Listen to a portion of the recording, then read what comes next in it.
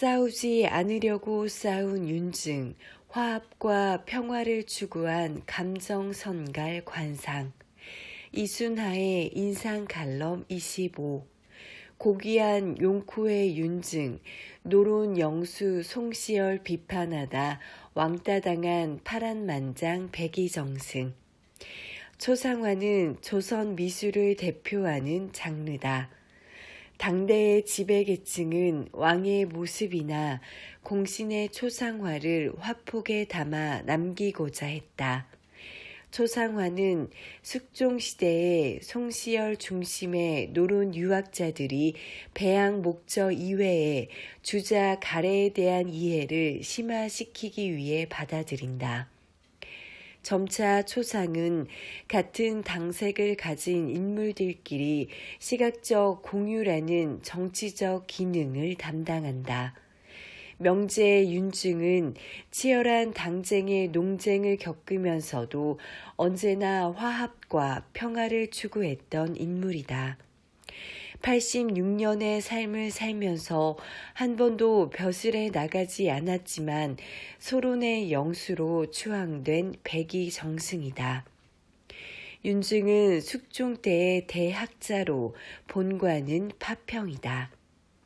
고려시대부터 유서 깊은 명문가의 자손이다.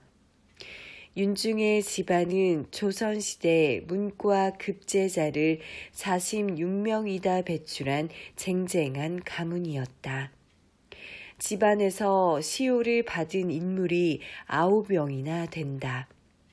특히 조부 윤황은 문정공, 아버지 윤선거는 문경공, 그리고 윤증은 문성공으로 3대에 걸쳐 시호를 받은 대표적인 조선의 명문가다. 인조 후반기인 1640년경 윤증의 큰 아버지 윤순거는 일가 사람들에게 공부를 가르치던 학교인 종학당을 세운다. 학문이 높은 집안 어른들을 스승으로 모시고 일가 자제들이 함께 모여 배우는 종학당 학습법은 효과 만점이었다. 종학당 출신으로서 과거에 급제한 인물만 무려 42명이다. 게다가 윤증의 집안은 서인의 두 영수인 이이와 성혼의 양쪽 항맥을 이은 집안이었다. 윤증은 이이의 학통에다 성운의 외손이란 두 가문의 기운을 받아 조선 유학의 종주가 될 싹으로 태어났다. 윤증은 1629년 5월 28일 외가인 한양 정선방에서 윤순거의 장남으로 태어난다. 자는 자인, 호는 명제이며 시호는 문성이다. 명제는 큰 아버지 윤순거가 지어줬다.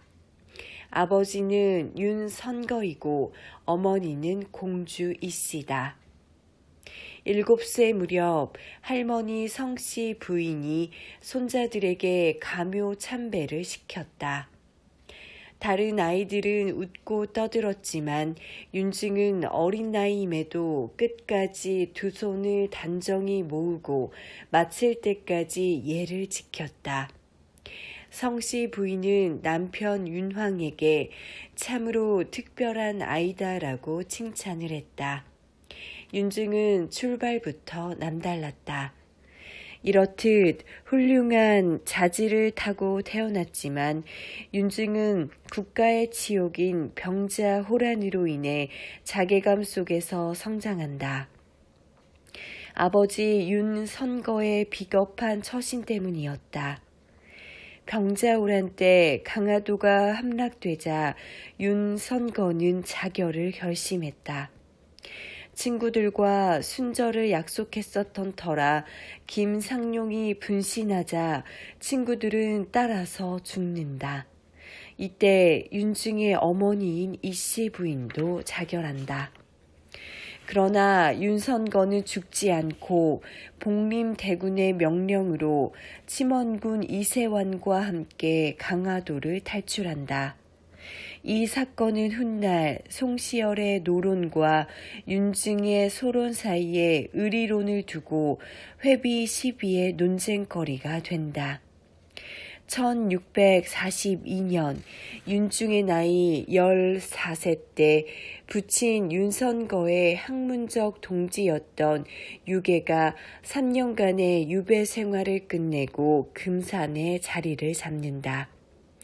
윤선거 역시 금산에 정착하고 윤중은 유계의 문화에서 공부한다. 학문적 성취가 동년배들보다 두드러지게 앞섰지만 병자호란의 죄책감으로 관직에 나가지 않는다. 1647년 10월 18세의 안동 권씨와 혼인을 한다. 장인은 한성부 좌윤을 지낸 예학자 탄홍 권씨다.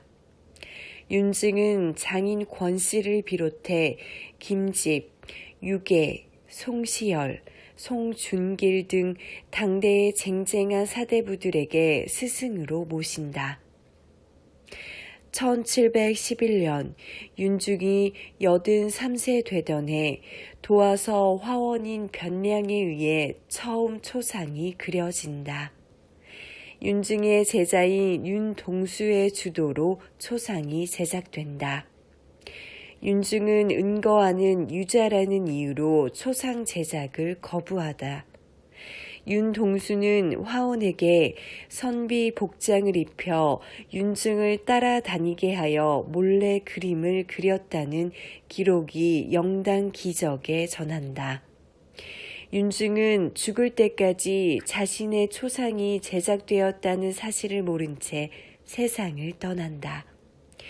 윤증의 초상화는 1744년에 장경주가 그린 한 점과 1788년 이명기가 개성적인 화풍으로 입체 표현이 선명한 신법과 구법으로 그린 초상이 2점 있다. 윤증 초상과 관련된 기록을 필사한 영당 기적에는 숭정 기원후 제갑자월 영자 이모사본 정면 일측삼 화사 장경주라고 묵서가 쓰여 있어 장경주의 작품임을 알 수 있다. 윤증의 초상은 생전에 화원 변량에 의해 그려지고 사후에 장경주, 이명기, 이한철 등에 의해 그려진다. 충남 역사 박물관에 소장된 장경주 본과 이명기 본 2개의 초상을 참조하여 관상평을 쓴다. 윤증은 감정 선갈, 맑은 샘의 물은 빨리 마른다의 관상으로 얼굴을 보는 순간 근엄한 표정에 압도당한다. 안광의 힘이 지나칠 정도로서 눈빛이 너무 강하다. 그러다 보니 상대적으로 선해 보이는 입과 귀, 이마와의 조화가 깨진다. 위맹지상으로 위엄 있는 상이지만 상정이 지나치게 맑아 학자로서만 삶을 살지 못한다. 맑은 물에선 물고기가 살지 못하듯 학문을 펼 수가 없었다. 그의 얼굴의 특징은 위로 치켜 올라간 눈이다. 눈이 올라간 사람은 성질이 급하고 솔직하며 양의 기운이 강하다. 올라간 눈꼬리는 강직하고 진취적인 성품을 드러낸다. 자기 주장이 강한 행동파다. 생각한 것은 반드시 해야만 직성이 풀린다. 한마디로 범접하기 쉽지 않은 지도자 스타일이다. 송시열은 윤유에게 죄를 뒤집어 씌워 삼은 난작으로 몰아 죽이려 하였다. 어느 누구도 윤유의 이름을 발설조차 하지 못하게 금기어로 만든다. 하지만 윤선거는 송시연의 말을 따르지 않았다. 이것이 문제가 될 것을 알았으나 소신을 굽히지 않았다. 부자간의 성품이 대쪽 같았다.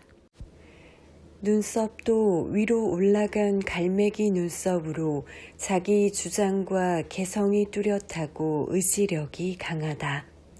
황소 고집으로 추진력이 강하다. 절대 남에게 지기 싫어해 끝까지 목표를 추진한다. 윤증은 세자 이기사와 세자 시강원에 천거되지만 거절한다. 86세로 별세할 때까지 20번 이상 관직의 부름을 받지만 한 번도 나아가지 않는 것을 보아도 그가 얼마나 고집불통인지 짐작할 수 있다.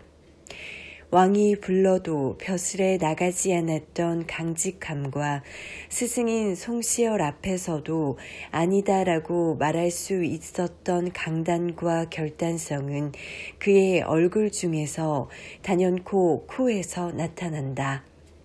나중에는 우의정 자리도 거부하는 윤증을 보고 백의정승이라는 칭호를 붙일 정도였다. 얼굴 전체를 다 차지할 정도로 큰 코로 용코이다. 콧대가 높고 정확하게 일직선으로 힘있게 뻗었다. 용코는 자존심과 일처리를 분명하게 하는 사람임을 말해준다. 결단력이 탁월하고 주관과 신념이 뚜렷하다. 윤증은 송시열과 얽힌 회니 시비와 신유의서로 인해 많은 고초를 겪지만 끝내 뜻을 굽히지 않는다. 결국 서인은 노 소론으로 분당된다.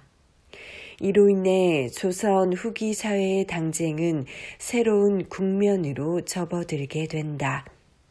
부러질지언정 구부러지지 않는 성격임을 알 수 있다. 콧날이 이처럼 높고 힘이 있으면 결정적인 순간에 절대 흔들리지 않는다. 용코는 대단히 귀하여 대대손손 이름을 날린다. 나폴레옹은 참모를 뽑을 때 코를 보고 뽑았다고 한다. 충분히 이해가 가는 말이다. 직감력이 발달하고 냉정하다. 또한 참을성이 강하고 보수적이다. 자기 관리가 철두철미하다.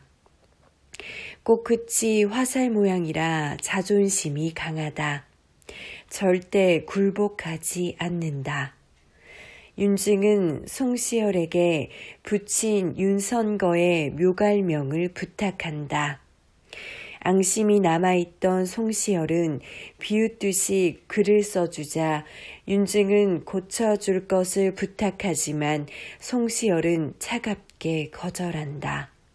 이로 인해 두 사람은 갈라서게 된다.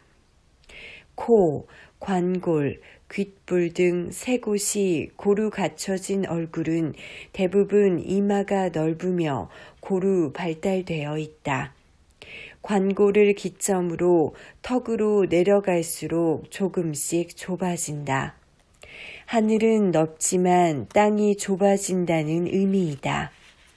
이러한 얼굴 형태를 가진 사람은 조상의 음덕과 복덕을 타고나 지위나 명성은 있지만 재물로 성공하진 못한다.